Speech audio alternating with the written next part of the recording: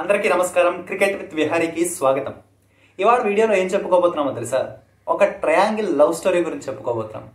క్రికెట్లో triangle love story ఏంటో video జరిగే కొద్దీ ముందు మీకు చెప్తాను. సో వీడియో పూర్తిగా చూడండి. అంతకన్నా ముందు ఎప్పటిలాగే ఒక రిక్వెస్ట్, ఛానల్ని సబ్స్క్రైబ్ చేసుకోండి. ఫస్ట్ టైం చూస్తున్న వాళ్ళు అయితే, ఆల్రెడీ రోజు చూస్తున్న వాళ్ళు అయితే మీ సర్కిల్స్లో షేర్ చేయండి. దాని ఆ ప్రకారంగా యూట్యూబ్ ఆల్గరిథం తన మ్యాజిక్ వర్క్ చేసి మేబీ ఎక్కువ మంది కమ్యూనిటీలో మనం తయారవుతామేమో ఈ స్పేస్లో క్రికెట్ గురించి మాట్లాడుకోవడానికి. So please support me. Cricket with Vihari day 3 రివ్యూలోకి వెళ్ళిపోతాం. Gabba test day 3, third day review అనమాట. మరోసారి ఇవాళ రెయిన్ ఎన్నిసార్లు ఇంటరప్షన్ కలిగించిందిరా బాబు. సేమ్ ఇవే ఎక్స్ప్రెషన్స్ అందరివి, క్రికెట్ ఫ్యాన్స్ అందరివి ఇలాగే ఫీల్ అయ్యారు అన్నిసార్లు రెయిన్ ఇంటరప్షన్ కలిగిస్తే. సో ఓవరాల్గా ఒక 30+ ఓవర్స్ ఆఫ్ ప్లే జరిగింది అనమాట ఇవాళ. ఆస్ట్రేలియా నిన్న 7 వికెట్స్ పడిపోయాయి కదా, మిగిలిన 3 వికెట్లు పడిపోక ముందు ఒక 40 రన్స్ స్కోర్ చేశారు. సో 40 రన్స్ కూడా చాలా విలువైనవి. అలెక్స్ క్యారీ తన 50 చేసుకున్నాడు, దాని నుంచి 70s వరకు వెళ్ళాడు, తను మంచి ఇన్నింగ్స్ ఆడాడు. ఆ తర్వాత బుమ్రా ఇవాళ మరోసారి ఎర్లీ మార్నింగ్ మ్యాచ్ స్టార్ట్ అయిన కాసేపటికి బ్రేక్ త్రూ ఇచ్చేశాడు. వాళ్ళు 445 కాల్అవుట్ అయ్యారు. ఆ తర్వాత మన వాళ్ళు బ్యాటింగ్కి దిగారు. మన ఇన్నింగ్స్ లో చాలా సార్లు రెయిన్ ఇంటరప్షన్స్ వచ్చాయి. సో అదొక రకంగా మన వాళ్ళకి ఫోకస్ దెబ్బతిందేమో అనుకోవచ్చు. లైక్ ఖచ్చితంగా ఒక కారణం అవుతుంది ఫోకస్ దెబ్బతినడానికి. బట్ ఇంకొక వైపు చూస్తే జనరలీ ఫోకస్ దెబ్బతింటుంది అన్ని రెయిన్ ఇంటరప్షన్స్ వల్ల. బట్ ఇంకొక వైపు చూస్తుంటే ఫోకస్ దెబ్బతినంత ఎక్కువసేపు మన వాళ్ళు ఆడలేదు. అవుట్ అయిపోయిన బ్యాటర్స్ ఎవరు కూడా. డే ఎండ్ అయ్యేసరికి మన స్కోర్ 51 for 4. సో చాలా ట్రబుల్సమ్ సిచ్యువేషన్స్ లో ఉన్నాం మనం. Rohit Sharma and KL Rahul crease లో ఉన్నారు. ఆల్రెడీ ఓపెనర్ యశస్వి జైస్వాల్, గిల్, కోహ్లీ, రిషబ్ పంత్ అయిపోయారు. And Jaiswal last test match లో ఫస్ట్ బాల్ కే స్టార్ట్ బౌలింగ్ లో అవుట్ అయితే, ఈసారి ఫస్ట్ బాల్ కి ఒక స్ట్రీకీ బౌండరీ అంటే ఎడ్జ్ తగిలి స్లిప్ క్వార్టర్ నుంచే బౌండరీకి వెళ్ళింది. కాస్త 50-50 ఛాన్స్ లైఫ్ వచ్చిందని చెప్పుకోవచ్చు. సెకండ్ బాల్ కి అవుట్ అయిపోయాడు. గిల్ అండ్ కోహ్లీ డిస్మిసెస్ అయితే చాలా అంటే చాలా పూర్. ఆల్రెడీ ఆఫ్ స్టంప్ చాలా దూరంగా వెళ్తున్న బాల్ని ఆడేశారు. ఎప్పటిలాగే ఎడ్జ్ ఇచ్చేశారు. కోహ్లీ 3 స్టంప్స్ ఉంటాయండి క్రికెట్లో బ్యాటింగ్ ఆడేటప్పుడు. దాని పక్కన ఇంకో 3 స్టంప్స్ పెడితే 6 అవుతాయి. ఆ విడ్త్ కూడా పెరుగుతుంది. దాని పక్కన ఇంకో 3 స్టంప్స్ పెడితే 7, 8, సుమారు 8వ స్టంప్లో వెళ్తున్న లైన్లో ఆడిన బాల్ కోహ్లీ ఎడ్జ్ తీసుకొని క్యాచ్ అయింది. ఎందుకు ఇలా జరుగుతుంది? మీకు 2014 ఇంగ్లాండ్ సిరీస్ గుర్తుండే ఉంటుంది. కోహ్లీ అదే జోన్లో, ఆండర్సన్ కోహ్లీని ఒక ఆట ఆడుకున్నాడు. అదే జోన్లో బాల్ వేస్తూ సిరీస్ అంతా తన మీద పెత్తనం చెలాయించాడు, తన మీద ఆధిపత్యాన్ని ప్రదర్శించాడు. తర్వాత కొన్నేళ్ల పాటు, ఇన్నేళ్లు అసలు కోహ్లీకి ఆ వీక్నెస్ నుంచి బయటపడ్డాడు, బాగా వర్క్ చేశాడు కదా, అదే కదా ఛాంపియన్ ప్లేయర్ లక్షణం అని చాలాసార్లు అనుకున్నాం. బట్ కొన్ని నెలలుగా మళ్ళీ అదే ఆఫ్ స్టంప్ వీక్నెస్. కోహ్లీకి ఎందుకు ఇలా జరుగుతోంది? లైక్ టెక్నికల్ గా మాట్లాడడానికి లైక్ పొజిషన్, స్టాన్స్, షోల్డర్స్ ఇవన్నీ నేను మాట్లాడను, కానీ మైండ్ సెట్ గురించి మాట్లాడతాను. కోహ్లీ ఇన్నేళ్లుగా మనకు తెలిసిన కోహ్లీ అంటే ఎవరు? అగ్రెషన్ ఎప్పుడూ ఆటలో ఉండాలనుకుంటాడు, తన ప్రెజెన్స్ ఫీల్ అవ్వాలి అనుకుంటాడు, ఆటని ఎంజాయ్ చేయాలనుకుంటాడు. అది మైండ్ సెట్ పరంగా తనని చాలా అడ్మైర్ చేస్తాం అందరూ కూడా. టీంకి కూడా ఒక అగ్రెసివ్ మైండ్ సెట్, ముఖ్యంగా టెస్టుల్లో ఇలాగే ఆడుతుంది టీమిండియా అనే ఒక ముద్రని చెరిపేసి సరికొత్త రూపం తీసుకొచ్చాడు టెస్ట్ క్రికెట్. దానికి ఖచ్చితంగా విరాట్ కోహ్లీ ఎంతో సహాయపడింది. విరాట్ కోహ్లీ ముఖ్యంగా ఆ టీంలో ఆ బ్రాండ్ తీసుకొచ్చాడు. బట్ అదే బ్రాండ్ టీం ఇంటెంట్ వేరు, దాన్ని బ్యాటింగ్ లో కూడా ఇంటెంట్ తీసుకొస్తున్నాడేమో అనిపిస్తుంది. మీరు బ్యాటింగ్ వచ్చినప్పుడు విరాట్ కోహ్లీ ఎప్పుడైనా చూస్తే ఫుల్ జోష్ వస్తాడు, పరిగెడుతూ బౌండరీ లైన్ నుంచి. He feels that energy.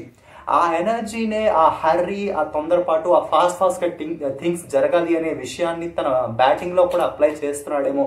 Technique కాస్త వెనకడుగు తీసుకుందేమో అనిపిస్తుంది నాకు Virat Kohli off stump dismisses చూస్తుంటే. ఎందుకంటే మనందరికీ తెలుసు, మోడర్న్ డే బ్యాటర్స్ లో ది బెస్ట్ కవర్ డ్రైవ్ నా దృష్టిలో Virat Kohli. Modern day batters వరకు చెప్తున్నాను. ఫుల్ ఫేస్ ప్రెజెంట్ చేస్తాడు. ఫోటోగ్రాఫ్స్ కి పర్ఫెక్ట్ ఫోజ్ ఇచ్చేలా తన స్టాన్స్ అదా ఉంటుంది. టెక్స్ట్ బుక్ కవర్ డ్రైవ్ మనం చూస్తాం. సో అదే స్ట్రెంత్ తన వీక్నెస్ గా మారుతుంది. ఇందాక చెప్పిన ఆ హరిగా కొట్టాలి, ఎక్కువ ఫీల్ అవ్వాలి, like he wants to feel the ball on the bat అన్నట్టు తన అప్రోచ్ ఉంటుంది. అదే తన డౌన్ఫాల్ కూడా కారణమవుతుంది. ఆ mindset, to be involved in the game every ball, దానివల్లే అంత దూరంగా వెళ్తున్న బాల్ ను కూడా పోక్ చేసి అవుట్ సైడ్ ఎడ్జ్ ఇచ్చి క్యాచ్ అవుతున్నాడు, either slips or wicket keeper కి. సేమ్ 2014 ఇంగ్లాండ్ టూర్ రిపీట్ అవుతున్నట్టే ఉంది. సో బాగా డిసప్పాయింట్ అయ్యాము మేమైతే ఒక ఇండియన్ క్రికెట్ ఫ్యాన్ గా. అండ్ కోహ్లీ ఫ్యాన్స్ అయితే ఇంకా చెప్పుకోకర్లేదు, ఉదయాన్నే అలారం పెట్టుకొని లేచి ఉంటారు. బట్ ఇలా జరిగింది. ఇది 51 for 4 ఇండియా పరిస్థితి. కేఎల్ రాహుల్ యాజ్ యూజువల్ గా ఈ 3 టెస్టుల్లో ఇండియా తరపున ఏకైక సాలిడ్ బ్యాటర్. రన్స్ పరంగా నేను ఎప్పుడు చెప్పను, జైస్వాల్ 161 కొట్టాడు, ఆ ఇన్నింగ్స్ వరకు చాలా బాగా ఆడాడు. కానీ టెక్నిక్ పరంగా, డిఫెన్స్ పరంగా, బాల్స్ జడ్జ్ చేసి ఆఫ్ స్టంప్ బయట బాల్స్ వదిలేయడంలో KL Rahul is the best Indian batter so far in these 3 test. ఇంకా నాట్అవుట్ గా క్రీజ్ లో ఉన్నాడు. సో కేఎల్ రాహుల్ తో పాటు రోహిత్ శర్మ, కెప్టెన్ రోహిత్ శర్మ వచ్చాడు క్రీజ్ లోకి, అప్పుడే కొత్తగా వచ్చాడు. మళ్ళీ రెయిన్ ఇంటరప్షన్స్, బ్యాడ్ లైట్ వల్ల 51 తర్వాత ఇంకా గేమ్ జరగలేదు. వీళ్ళిద్దరి మీద డే 4 స్టార్ట్ చేస్తారు. చాలా పెద్ద ప్రెషర్ ఉంటుంది వీళ్ళ మీద, ఎందుకంటే 445 అంటే దగ్గర దగ్గర ఇంకా జస్ట్ లెస్ దాన్ 400 రన్స్ దూరంలో ఉన్నారు. 246 చేస్తే తప్ప మన వాళ్ళు ఫాలో ఆన్ ముప్పు నుంచి తప్పించుకోలేరు. 246 లోపు ఆల్అౌట్ అయితే ఫాలో ఆన్ ఇన్ఫ్లిక్ట్ చేసే ఛాన్స్ ఆస్ట్రేలియా వద్ద ఉంటుంది. ఫాలో ఆన్ అంటే తెలుసు కదా, మళ్ళీ మనమే రెండోసారి బ్యాటింగ్ దిగాలి. ఆ 2 ఇన్నింగ్స్లో కలిపి ఆ 445 టార్గెట్ ను దాటి వాళ్ళకి ఒక టార్గెట్ సెట్ చేయాలి, ఆ 445 మార్క్ దాటి. సో ఇండియా మీద చాలా ప్రెషర్ ఉంటుంది, ఇప్పటికే 4 వికెట్లు కోల్పోయాం కాబట్టి. KL Rahul the best batter, but తన ముందు ఒక ఎవరెస్టే ఉంది క్లైంబ్ చేయడానికి. రోహిత్ శర్మ ఫామ్ లో లేడు, నితీష్ కుమార్ రెడ్డి బాగా ఆడాడు ఇప్పటి వరకు 2 టెస్టుల్లో కూడా. చిన్న లైక్ సపోర్ట్ లేకపోవడం వల్ల ఆ 40s ఎక్కువ 340s స్కోర్ చేశాడు. నితీష్ రెడ్డి మీద హోప్స్ ఉంచుకోవచ్చేమో మేబీ. అండ్ జడేజా ఈ మ్యాచ్ లోనే టీంలోకి వచ్చాడు. ఇది మన ముందున్న బ్యాటింగ్ ఆర్డర్. ఆ మౌంటైన్ ఎలా క్లైమ్ చేస్తారన్నది చాలా ఇంట్రెస్టింగ్ గా మారిపోతుంది రేపు డే 4 and 5. డే 4 and 5 గురించి మాట్లాడుకున్నాం కదా. డే 4 and 5 కూడా వెదర్ ఫోర్కాస్ట్ ఉంది. సో ఆ వెదర్ ఫోర్కాస్ట్ ఎలా అవుతుంది, లైక్ అప్పుడప్పుడు జల్లులు పడి ఆగిపోయాయి అనుకోండి, మనకి మళ్ళీ అది నెగిటివ్ అవుతుంది. ఎందుకంటే ప్లే ఎక్కువసేపు జరిగే అవకాశం ఉంటుంది కాబట్టి బ్యాటింగ్ ట్రికీగా మారుతుంది. ఇక్కడే నేను వీడియో స్టార్టింగ్లో చెప్పిన ట్రయాంగిల్ లవ్ స్టోరీలోకి వచ్చేస్తాను. మీరు ఆర్య సినిమా చూసే ఉంటారు కదా. గీత కాజల్ అండ్ ఆర్య అల్లు అర్జున్ అండ్ అజయ్ ఏమో నవదీప్. ఆర్య గీతకి ప్రపోజ్ చేస్తాడు, బట్ గీత మాత్రం నవదీప్కి ప్రపోజ్ చేస్తుంది. లైక్ ఇద్దరు గీతను కావాలనుకుంటారు. ట్రయాంగిల్, ఇది 2 పాయింట్స్ అనుకుంటే గీత ఇక్కడ, ఇద్దరు ఇలా రీచ్ అవ్వాలనుకుంటారు. ఇది ట్రయాంగిల్ ఉంటుంది కదా. ఇక్కడ కూడా ట్రయాంగిల్ లవ్ స్టోరీ నడుస్తుంది. పై పాయింట్ గీత అనే పాయింట్, రెయిన్, ఈ 2 points Australia and India, Arya and Ajay అనమాట. ఇండియా ఆర్య హీరో క్యారెక్టర్ తీసుకుందాం, లైక్ మన వాళ్ళు కాబట్టి ఆర్యకి హీరో క్యారెక్టర్ ఇచ్చేద్దాము. సో ఈ ట్రయాంగిల్ లవ్ స్టోరీ ఏంటంటే ఇద్దరికి రెయిన్ కావాలి.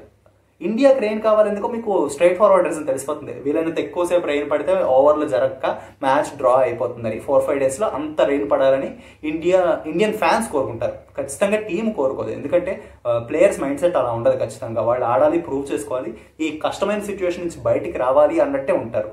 4 and 5లో ఎక్కువ రెయిన్ పడాలని ఫ్యాన్స్ మనం అంతా కోరుకుంటాం ఈ సిచ్యువేషన్ చూసి. ఇక ఆస్ట్రేలియా రెయిన్ ఎందుకు కోరుకుంటుందో తెలుసా? అంత భారీ వర్షం కోరుకోదు, చిన్న జల్లులు కోరుకుంటుంది. ఎందుకంటే for suppose if Rahul and Rohit బాగా బ్యాటింగ్ చేస్తూ స్టాండ్ అయ్యారు అనుకోండి, వాళ్ళు అప్పుడు లాంగ్ స్పెల్స్ వేయాల్సి వస్తుంది ఆస్ట్రేలియన్ బౌలర్స్. ఒకవేళ వీళ్ళు అంత పెద్ద ఇన్నింగ్స్ ఆడితే లాంగ్ స్పెల్స్ టైర్ అవుతారు. మెల్లిమెల్లిగా ఇండియా అడుగులో అడుగు వేసుకొని కంబ్యాక్ ఇచ్చే ఛాన్స్ ఉంటుంది.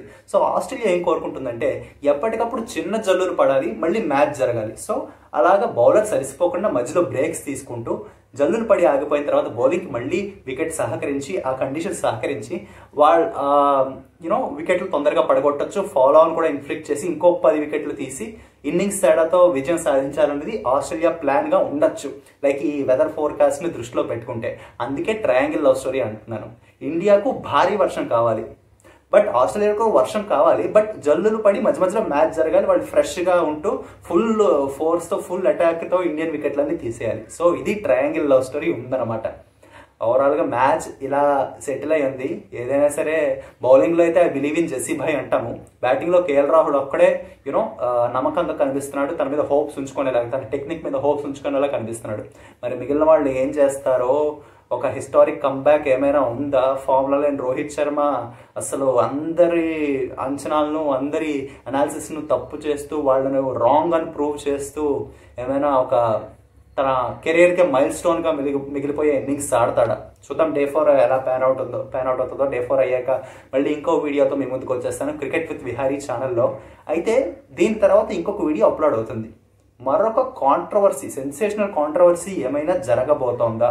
దానికి కారణం ఒక లేడీ కామెంటేటర్. మరి ఆ క్వశ్చన్ లో, ఆ కాంట్రవర్సీలో ఉన్న ఇండియన్ ప్లేయర్ ఎవరు? ఇండియన్ ప్లేయర్ చుట్టూ ఆ కాంట్రవర్సీ, ఆ Indian player and lady commentator అదేంటో ఇంకొక వీడియోలో పెడతాను, ఖచ్చితంగా చూడండి. క్రికెట్ విత్ విహారీ సబ్స్క్రైబ్ చేసుకోండి, అందరికీ షేర్ చేయండి.